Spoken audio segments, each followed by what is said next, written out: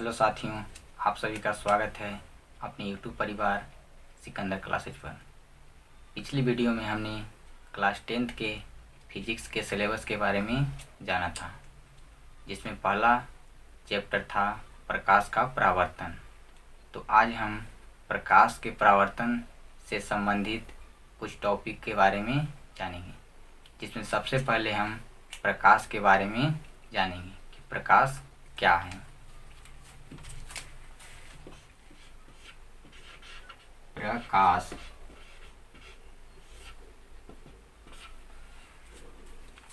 तो प्रकाश वह है जो किसी वस्तु को दिखाता है। मतलब प्रकाश की सहायता से हमें कोई वस्तु दिखाई देती है। जैसे आप लोगों को यह बोर्ड दिखाई दे रहा होगा, तो यह किसकी सहायता दिखाई दे रही है? तो यह प्रकाश की सहायता से दिखाई दे रही है।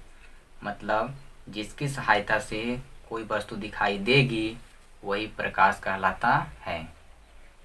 प्रकाश एक भौतिक कारक है जो वस्तुओं को देखने की अनुभूति प्राप्त करता है, जो हमें किसी दूसरी वस्तु को देखने की अनुभूति प्राप्त करता है।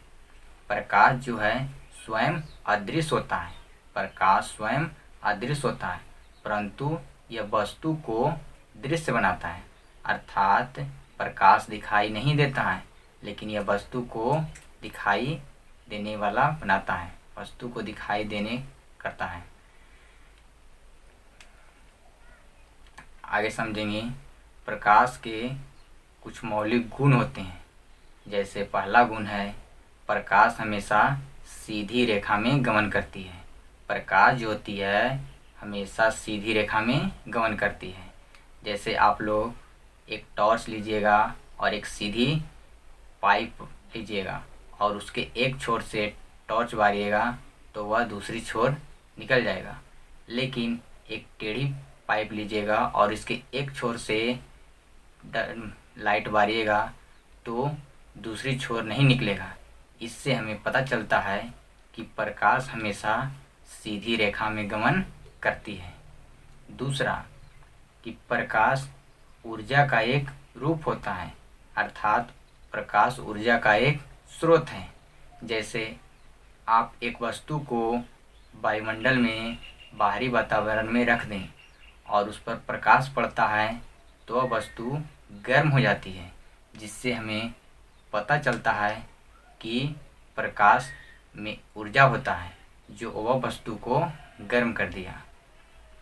तीसरा, प्रकाश एक विद्युत चुम्बकीय तरंग होती है। प्रकाश एक विद्युत चुम्बकीय तरंग होती है और इसकी प्रकृति अनुप्रस्थ होती है। विद्युत चुम्बकीय तरंग की जो प्रकृति होती है यह अनुप्रस्थ होती है। चौथा, प्रकाश का चाल सबसे ज़्यादा निर्वात में होता है तथा इसके बाद प्रकाश की चाल हवा में सबसे ज़्यादा होता है। यदि इन दोनों का बात की जाए तो प्रकाश की चाल निर्वात में सबसे ज़्यादा तथा इसके बाद हवा में, मतलब निर्वात में प्रकाश की चाल ज़्यादा और हवा में प्रकाश की चाल कम। निर्वात या हवा में प्रकाश की चाल 3 गुने 10⁸ मीटर पर सेकेंड होती है। निर्वात या हवा में प्रकाश की चाल 3 गुने 10⁸ मीटर पर सेकेंड होती है। अगला, प्रकाश जब एक माध्यम से दूसरे माध्यम में जाएगी तो इसकी आवृत्ति बदल जाती है। प्रकाश जब एक माध्यम से दूसरे माध्यम में जाएगी तो इसकी आवृत्ति बदल जाती है, परंतु वेग और तरंगदैर्घ्य नहीं बदलते हैं। वेग और तरंगदैर्घ्य नहीं बदलते हैं। अगला, प्रकाश के गमन के लिए कोई द्रव्यात्मक माध्यम की आवश्यकता नहीं होती है, अर्थात यह निर्वात में भी गमन कर सकता है। प्रकाश जो होता है निर्वात में भी गमन कर सकता है। चलिए हम लोग अब लिखने का प्रयास करते हैं। बोर्ड पर लिख देते हैं आप लोग जिन लोगों का लिखने का है वह वीडियो को रोक कर लिख सकते हैं। प्रकाश। प्रकाश एक भौतिक कारक है।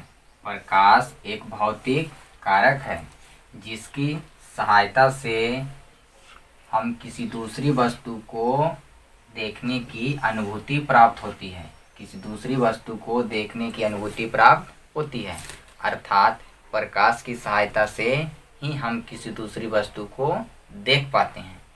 प्रकाश स्वयं अदृश्य होता है, मतलब ये दिखाई नहीं देता है, लेकिन वस्तुओं को यह दृश्य बनाता है। प्रकाश स्वयं अदृश्य होता है परंतु वस्तुओं को दृश्य बनाता है। वस्तुओं को क्या बनाता है? दृश्य बनाता है। चलिए हम लोग प्रकाश के गुण देखते हैं। प्रकाश हमेशा कैसी रेखा में? सीधी रेखा में गमन करती है। प्रकाश हमेशा कैसी रेखा में? सीधी रेखा में गमन करती है। बिहार बोर्ड के एग्जाम में पूछा हुआ है कि प्रकाश कैसी रेखा में गमन करती है, तो सीधी रेखा में गमन करती है। कैसी रेखा में? सीधी रेखा में। दूसरा, प्रकाश की चाल या वेग सबसे अधिक किसमें? तो निर्वात या हवा में। सबसे अधिक किसमें होता है? निर्वात या हवा में। यदि इन दोनों में बात की जाए कि निर्वात और हवा में सबसे ज़्यादा किसमें होता है, तो बोलेंगे निर्वात में। हवा और निर्वात का बात की जाए तो बोलेंगे प्रकाश की चाल सबसे ज़्यादा किसमें होता है? हवा में। और निर्वात के बाद प्रकाश की चाल किसमें होता है, तो बोलेंगे हवा में। यदि दोनों ऑप्शन में रहेगा तो हम लोग निर्वात मारेंगे, और यदि कोई एक ऑप्शन रहेगा तो जो ऑप्शन रहेगा वही मारेंगे। ये भी बिहार बोर्ड में पूछा हुआ है कि प्रकाश की चाल सबसे अधिक किसमें होती है, तो ऑप्शन में था हवा में, तो क्या मारेंगे? हवा में। कहेगा निर्वात या हवा में प्रकाश की चाल कितनी होती है, तो निर्वात या हवा में प्रकाश की चाल 3 × 10⁸ मीटर पर सेकेंड होती है। निर्वात या हवा में प्रकाश की चाल या वेग, चाल या पूछेगा वेग कितनी होती है, तो 3 × 10⁸ मीटर पर सेकेंड होती है। अगला तीसरा, प्रकाश जो है ऊर्जा का एक रूप है, अर्थात प्रकाश ऊर्जा का एक स्रोत है। अगला, प्रकाश एक विद्युत चुम्बकीय तरंग है।